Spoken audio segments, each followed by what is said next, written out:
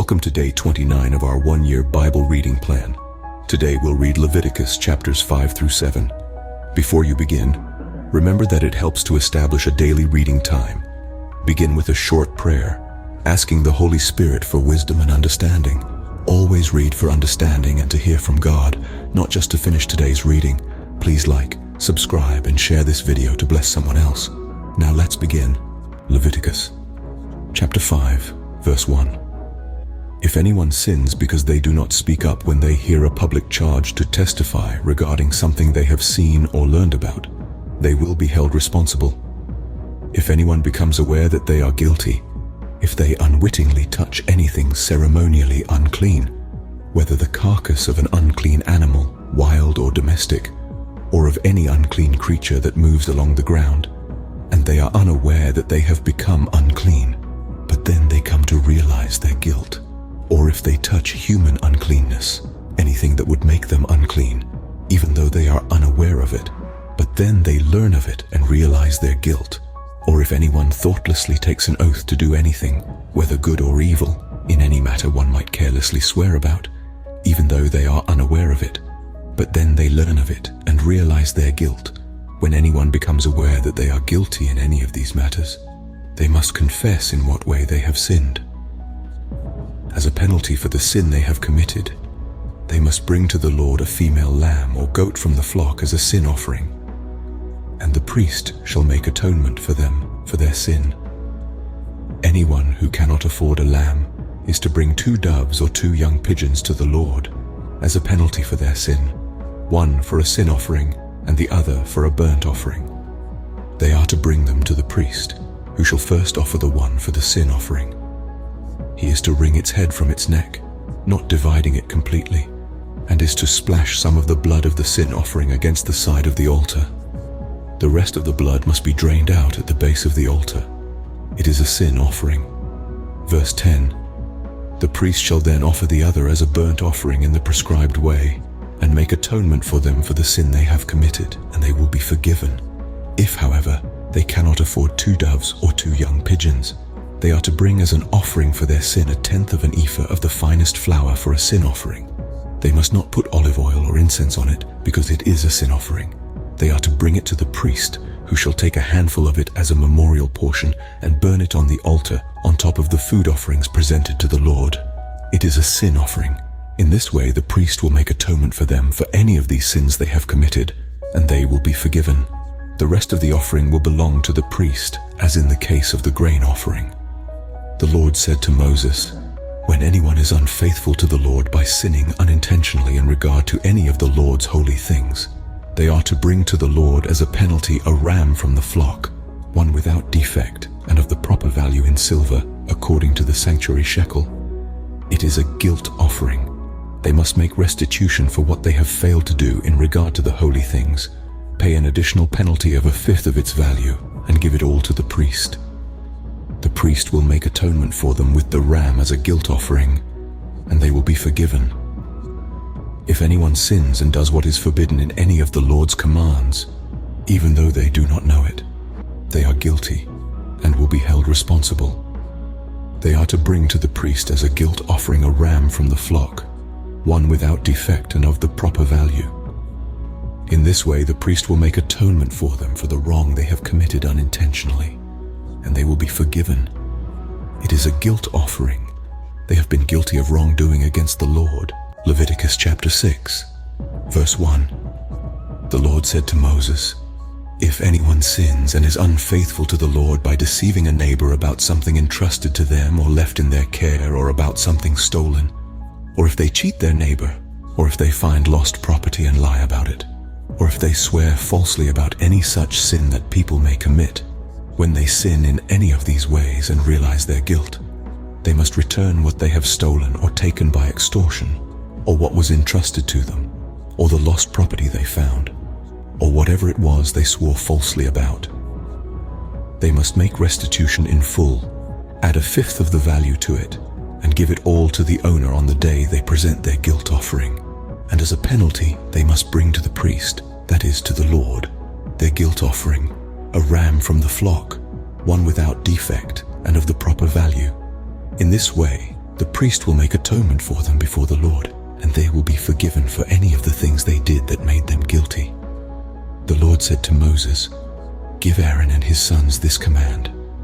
These are the regulations for the burnt offering. The burnt offering is to remain on the altar hearth throughout the night till morning, and the fire must be kept burning on the altar." Verse 10. The priest shall then put on his linen clothes, with linen undergarments next to his body, and shall remove the ashes of the burnt offering that the fire has consumed on the altar, and place them beside the altar. Then he is to take off these clothes and put on others, and carry the ashes outside the camp to a place that is ceremonially clean. The fire on the altar must be kept burning. It must not go out. Every morning the priest is to add firewood and arrange the burnt offering on the fire and burn the fat of the fellowship offerings on it. The fire must be kept burning on the altar continuously. It must not go out. These are the regulations for the grain offering. Aaron's sons are to bring it before the Lord in front of the altar. The priest is to take a handful of the finest flour and some olive oil, together with all the incense on the grain offering, and burn the memorial portion on the altar as an aroma pleasing to the Lord. Aaron and his sons shall eat the rest of it, but it is to be eaten without yeast in the sanctuary area. They are to eat it in the courtyard of the tent of meeting. It must not be baked with yeast. I have given it as their share of the food offerings presented to me. Like the sin offering and the guilt offering, it is most holy. Any male descendant of Aaron may eat it. For all generations to come, it is his perpetual share of the food offerings presented to the Lord. Whatever touches them will become holy. The Lord also said to Moses, verse 20, "This is the offering Aaron and his sons are to bring to the Lord on the day he is anointed. 1/10 of an ephah of the finest flour as a regular grain offering, half of it in the morning and half in the evening. It must be prepared with oil on a griddle. Bring it well mixed, and present the grain offering broken in pieces as an aroma pleasing to the Lord. The son who is to succeed him as anointed priest shall prepare it. It is the Lord's perpetual share, and is to be burned completely. Every grain offering of a priest shall be burned completely. It must not be eaten." The Lord said to Moses, "Say to Aaron and his sons, these are the regulations for the sin offering. The sin offering is to be slaughtered before the Lord in the place the burnt offering is slaughtered. It is most holy.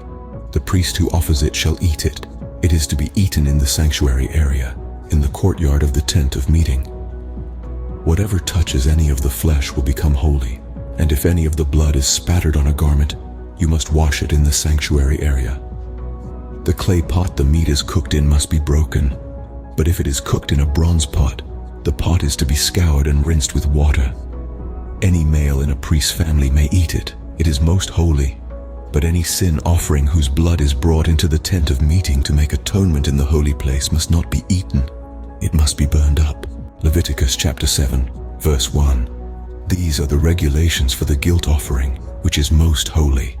The guilt offering is to be slaughtered in the place where the burnt offering is slaughtered, and its blood is to be splashed against the sides of the altar.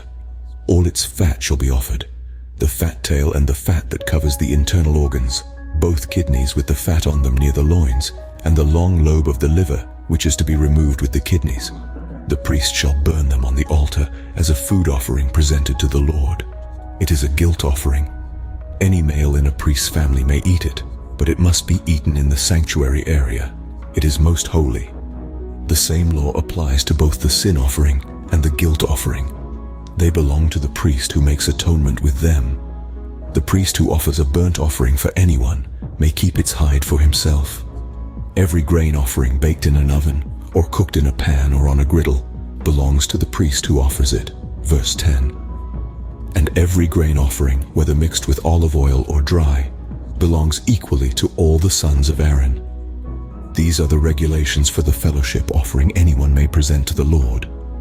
If they offer it as an expression of thankfulness, then along with this thank offering they are to offer thick loaves made without yeast and with olive oil mixed in, thin loaves made without yeast and brushed with oil, and thick loaves of the finest flour well kneaded and with oil mixed in.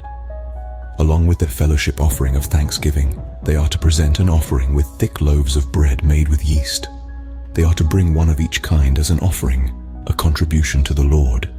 It belongs to the priest who splashes the blood of the fellowship offering against the altar. The meat of their fellowship offering of thanksgiving must be eaten on the day it is offered. They must leave none of it till morning. If, however, their offering is the result of a vow, or is a free will offering, the sacrifice shall be eaten on the day they offer it, but anything left over may be eaten on the next day. Any meat of the sacrifice left over till the third day must be burned up. If any meat of the fellowship offering is eaten on the third day, the one who offered it will not be accepted. It will not be reckoned to their credit, for it has become impure. The person who eats any of it will be held responsible. Meat that touches anything ceremonially unclean must not be eaten, it must be burned up. As for other meat, anyone ceremonially clean may eat it. Verse 20. But if anyone who is unclean eats any meat of the fellowship offering belonging to the Lord, they must be cut off from their people. Anyone who touches something unclean, whether human uncleanness or an unclean animal or any unclean creature that moves along the ground, and then eats any of the meat of the fellowship offering belonging to the Lord, must be cut off from their people.